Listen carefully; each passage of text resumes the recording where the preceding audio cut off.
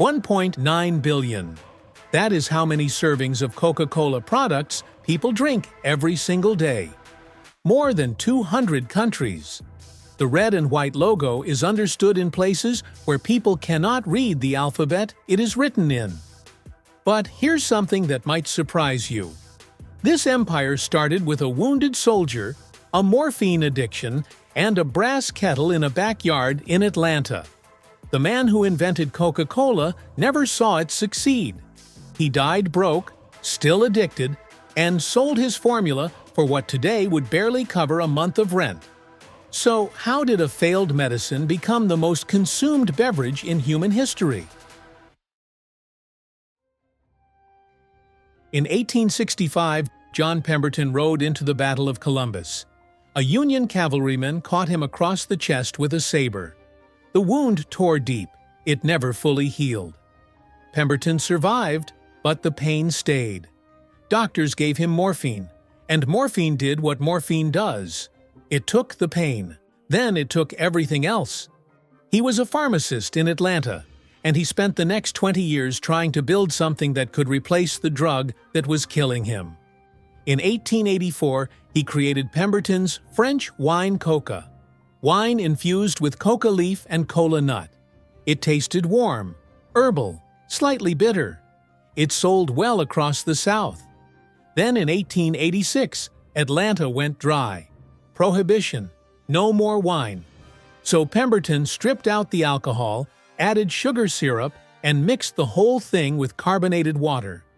His bookkeeper Frank Robinson tasted it, named it Coca-Cola, and wrote the name in his own looping handwriting.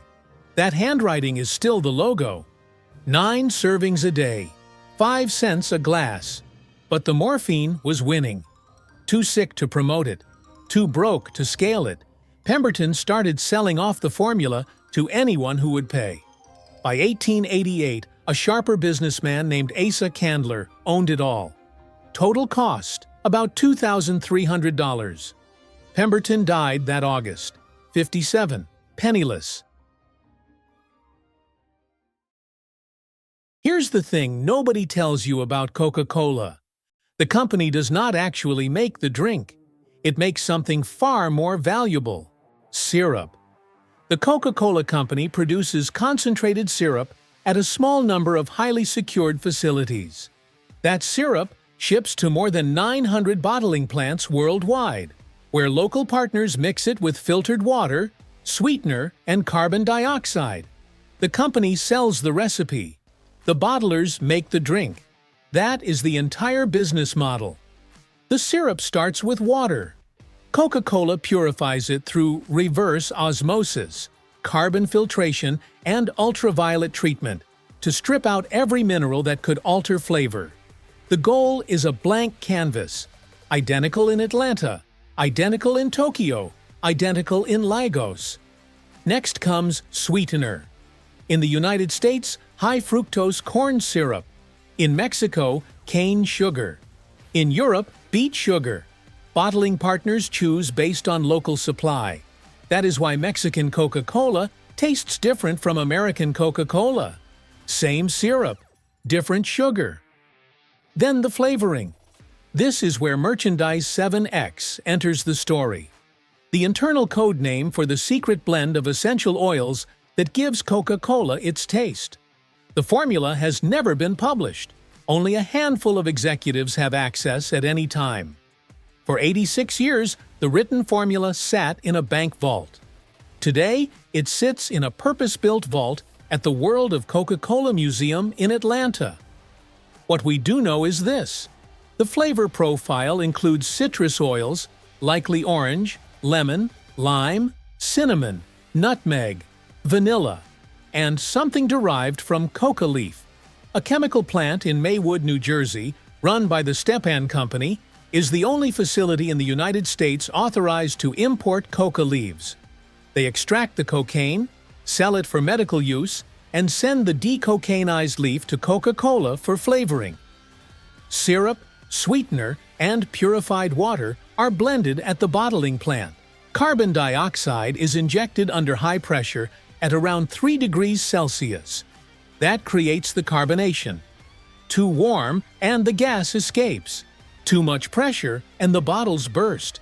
Every bottle, every can, every fountain glass is meant to taste the same. The numbers behind Coca-Cola do not make sense. First, Asa Candler paid $2,300 for the formula. The brand is now valued at over $74 billion. Second, in 1899, two Tennessee businessmen bought the exclusive bottling rights for most of the United States. The price was $1. One single dollar created the global bottling empire. Third, the company changed the formula in 1985. 79 days later, they changed it back. 400,000 complaint letters. People did not want better Coke. They wanted their Coke. Here's where the story flips. In 2006, a secretary at Coca-Cola headquarters stole the formula. She offered it to Pepsi for $1.5 million. Pepsi could have owned the most guarded secret in business. Instead, they called the FBI. Think about what that means. The formula was never the point. The famous Contour bottle, designed in 1915, was based on a cocoa pod from an encyclopedia. Because the designers could not find a picture of a coca leaf. Wrong plant. Most iconic bottle in history. None of it was ever about the liquid. Coca-Cola is not really a drink. It is a feeling dressed up as a flavor. The taste of a gas station on a road trip. The cold glass bottle your grandfather opened with a church key. The first sip after a long day that somehow tastes like relief, even though it is just sugar, water, and gas. Pemberton was not trying to build an empire. He was trying to stop hurting. He mixed Coca and Cola and sugar in a brass kettle because morphine was destroying him and he needed something to replace it. He found a flavor instead. A flavor so specific that 140 years of competitors have never matched it. Not because of the formula, because of what it became in the memories of billions of people who made it theirs. He died without knowing any of that. Next time you crack open a can, listen to that hiss. That flavor started in a backyard in 1886. Today, 1.9 billion people will taste it. That is the process. We reveal how things actually work, one story at a time. If there is something you would like us to explore next, let us know. Until then, trust the process.